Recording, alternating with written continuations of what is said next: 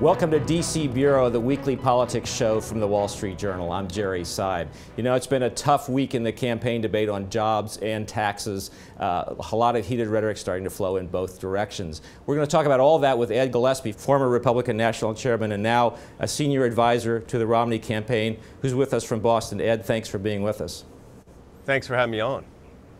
Hey, you know, Ed, the president really tried this week to turn the campaign debate back to taxes. And in doing that, he said quite explicitly, the American people are with me on this.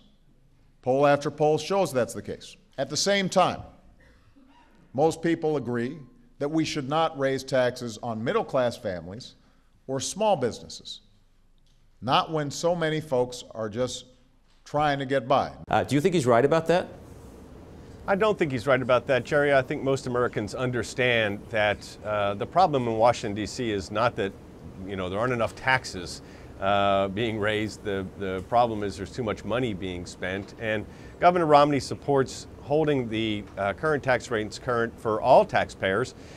President Obama wants to raise taxes on upper income earners, ignoring the fact that most of small business owners fall into that category because they don't file in the corporate tax system, they file in the individual tax system. And historically, small business owners have led the way out of recovery or into recovery and tend to hire 2/3 of the new workers in an economy. And stopping small business owners from being able to hire is adding to this stifled economy. That's why we had, again, just last Friday, our 41st straight month of unemployment above 8%. The immediate reaction from President Obama to any economic indicator is, let's raise taxes. It's the exact wrong response, and I think most Americans will agree with that come November. But Ed, what's wrong with what the president said about agreeing on one thing, which is that nobody wants to raise taxes on the middle class? Let's extend that for a year. What's wrong with that approach if, in fact, everybody does agree at least on that part of the tax debate? Well, Jerry, if you're going to use that to leverage a tax increase on small business owners, that's bad economic policy. And by the way, President Obama has raised taxes on middle-income workers in a number of different ways. A lot of it in his health care bill. As you know, the Supreme Court ruled that the Obamacare bill is a tax increase. When you look at the onus of that tax, where that tax falls, it hits over 70% of the tax falls on middle-income earners. Well, what I would say are middle-income earners, depending on where you live in our country. But a family of four, for example, making $120,000 with two-parent incomes, they're hit by that tax increase in the Obamacare bill. So the fact is, President Obama, this is one more of the promises he failed to live up to. He has raised taxes on not just the rich, not just millionaires and billionaires, as he likes to say, but on small business owners and middle-income families across America. You know, Ed, let's shift to jobs rather for a second. You know, late this week, your campaign put out a pretty tough ad that essentially calls President Obama a liar for claiming that Mitt Romney and Bain Capital, the company he once ran, outsourced jobs to China. Obama's dishonest campaign. Another reason America has lost confidence in Barack Obama. Does this mark some kind of a new, tougher phase in this campaign? Now, what it marks, Jerry, is the need to make sure that voters make an informed decision in November. And when the Obama campaign puts out an ad that is flat inaccurate, untrue, as the Washington Post said, based on no evidence, as factcheck.org said, and just yesterday, 3 independent fact checkers came out and said that these charges that Governor Romney, while at Bain, closed down American jobs or laid off American workers and moved jobs overseas, it's just flat false. It's important that we let voters know, and that ad is a lie, is what we said, by the way. I don't know if President Obama, when he said, I'm Barack Obama and I approve this ad, that he knew that it was untrue and factually inaccurate. So let me just, say that's not, you said we're calling the president a liar. That's not the case. What we say is the ad is a lie. And that's not just us saying that. That's independent fact checkers who have made clear it's untrue, it's false, it's based on no evidence, all another way of saying it's a lie. And I think that voters have a right to know and make an informed judgment, and they ought to have the facts. And the facts are actually the person who's outsourced American jobs is President Obama. not only by his policies which are driving American jobs overseas, for example, the highest corporate tax rate in the world now under his presidency we've become, but also the stimulus package that went to fund programs that ended up resulting in money going overseas, millions of dollars to Denmark and Finland and China and Mexico to hire workers there with our tax dollars. He's the outsourcer in chief, and that is a fact, irrefutable, unlike the ads that his campaign is running, which are totally false. You know, it's ironic in a way, Ed, that we're talking about a tough ad because, as you know better than I, one of the criticisms of the campaign from conservatives has been that maybe it hasn't been tough enough and that it hasn't given a specific enough response to what a Romney jobs program would be as opposed to an Obama jobs program. Our newspaper, as you know, wrote an editorial a few days ago saying that the campaign was squandering an historic opportunity. Are you going to do more to distill the Romney jobs message as opposed to the Obama jobs message in weeks ahead? Yeah, Jerry, and in fact, if you saw the governor's speech to the NAACP yesterday, you may have noticed that he listed 5 specific parts of his plan to get the economy moving again and to foster job creation. I do think you'll hear more and more the governor citing the specifics of his proposals. You saw it, for example, when he spoke last Friday when the dismal jobs report came out and unemployment was at 8.2%. By the way, 14.4% for African Americans today, an uptick for African Americans, speaking of the NAACP speech. The governor made that point yesterday, but when he spoke there at that hardware store in response to that jobs report, he cited his plan to foster job creation. And look, you know, when an incumbent president is running for re-election, the voters are going to decide, and it is largely about the past 3.5 years and have the president's policies worked? They haven't. And I do think they are looking for, from Governor Romney now, okay, we're looking at you, we want to make a change here, and we want to know more about what that change is going to look like. And I do think that over the course of the next, what do we have, 4 months, 3.5 months, that will be an important component of the election. Yeah, it just seems like 6 months, Ed.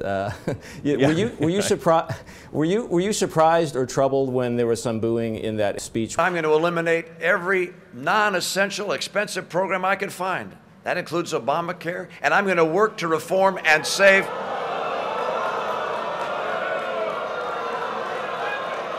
Well, it's funny, I saw, Jerry, that former Speaker Pelosi, Minority Leader Pelosi now and hopefully in the future, you know, said that she believed that you know, that was intentional to try to get a boo from the crowd. I've worked in a lot of campaigns. I've never known any candidate who wanted to get booed. So I don't know where that's coming from.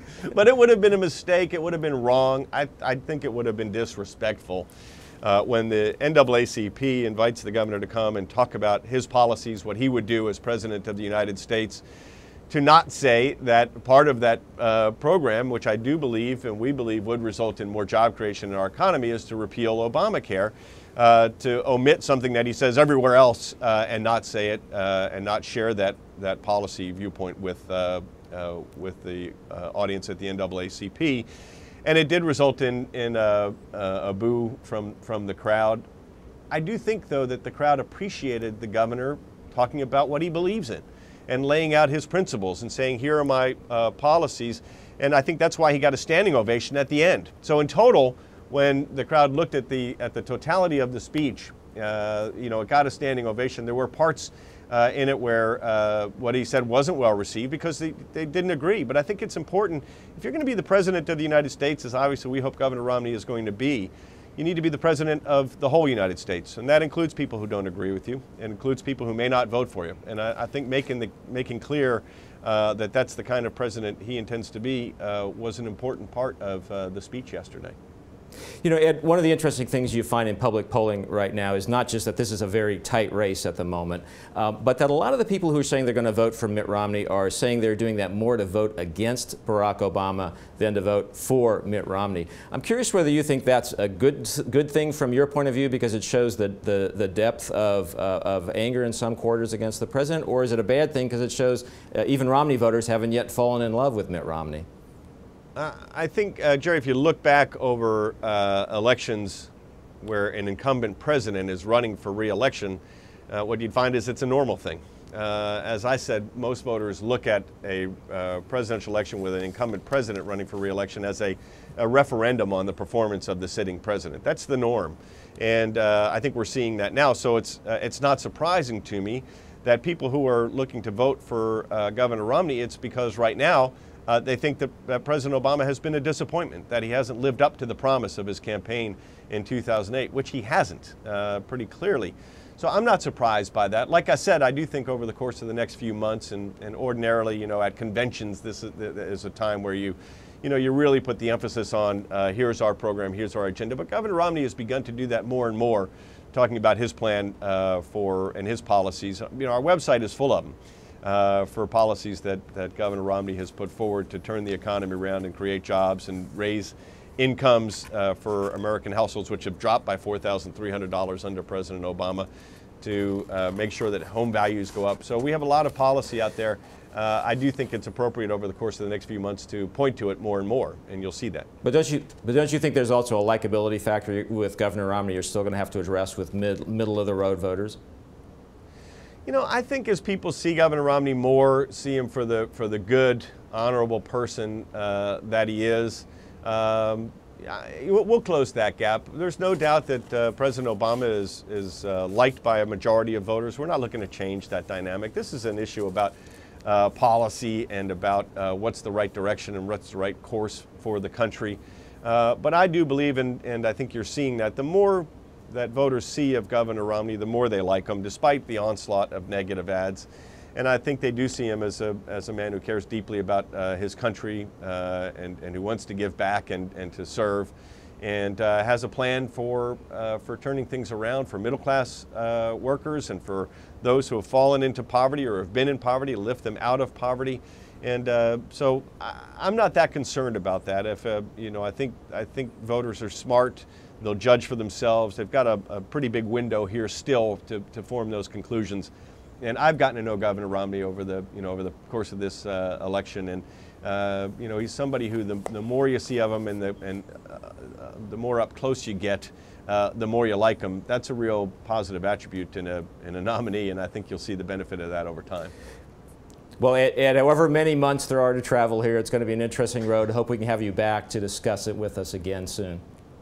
Be happy to. Thanks for having me today, Jerry.